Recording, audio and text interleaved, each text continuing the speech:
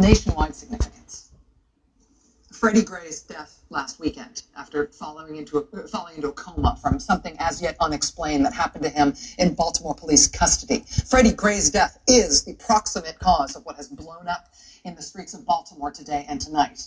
But it is just the latest in a recent string of police violence cases that have not only affected the communities and the families directly involved, they have blown up into a national conversation and at times a national crisis about police violence and how communities respond to it. You can also put a marker here on August 9th, 2014, with the police shooting of Michael Brown. Michael Brown was 18 years old and unarmed when he was killed by a police officer in Ferguson, Missouri. Michael Brown's death led to weeks of protest over the last summer.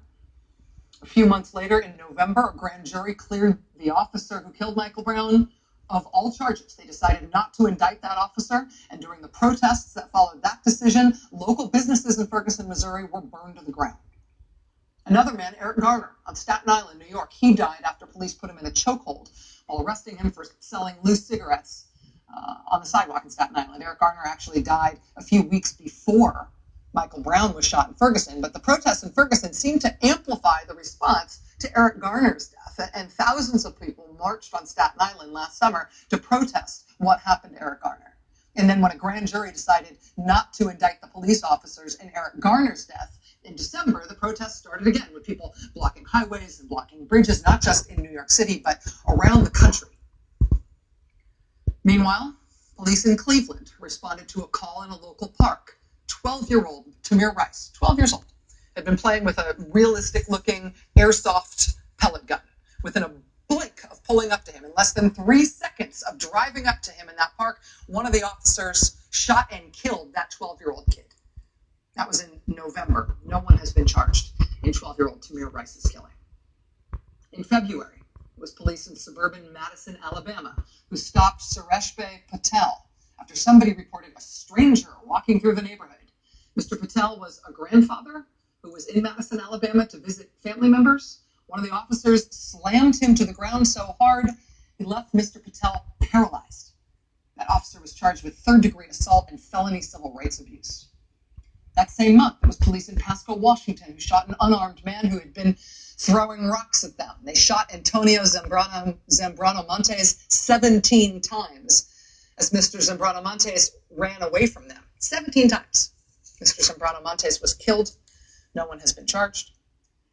Last month in Inkster, Michigan, a man named Floyd Dent came forward to say that he'd been pulled over and beaten by local police in Inkster. He was beaten very badly, left with a fractured eye socket and broken ribs.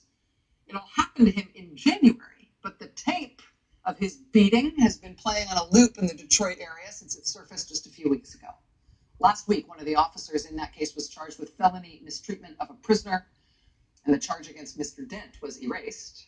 Just today, we got video of officers in the Inkster station house appearing to try to spray Floyd Dent's blood off their clothes and their hands. And then the officers exchanged fist bumps, apparently celebrating how well that arrest and that beating went for them. An attorney for Mr. Dent says his client was actually at that moment lying there, still bleeding, still needing urgent medical attention, just out of view of the camera, as the officers blew off steam and reenacted the arrest and the beating for each other. The beginning of this month brought news of the shooting death of unarmed Walter Scott in North Charleston, South Carolina. That confrontation also began with a seemingly anodyne traffic stop. It ended with the officer firing multiple times at Mr. Scott's back as Mr. Scott fled across a vacant lot. He shot him as he ran away. The officer in that case has been charged with murder. As the nation was absorbing that news, word came from Tulsa, Oklahoma, that someone holding the title of reserve deputy in the Tulsa Sheriff's Department had shot and killed a suspect in an undercover drug sting. The reserve deputy, a 73-year-old insurance executive, says he meant to draw his taser, but he mistakenly pulled his gun instead, and he shot Eric Harris in Tulsa, fatally. Robert Bates, the reserve deputy, had been a longtime generous donor to the Sheriff's Department. That seems to be the way you get a reserve deputy position. The Tulsa World reported that supervisors in the Tulsa Sheriff's Office had falsified the training records of Mr. Bates, so he allegedly, at least, appeared to be qualified for certain duties when he was not. Last week, Robert Bates, the reserve deputy, pled guilty to a charge of manslaughter in that case. But then the judge in the case allowed him to go to the Bahamas for a family vacation before any further proceedings. Today in Tulsa, a top official in that sheriff's department resigned after an internal memo surfaced that showed him asking staffers to modify the reserve deputies' reviews and records about hours of training. That high-ranking official stepped down today in Tulsa. Meanwhile, though, the Tulsa Sheriff's Department also inexplicably released undercover video showing the man who got killed in the days leading up to the day they shot and killed him.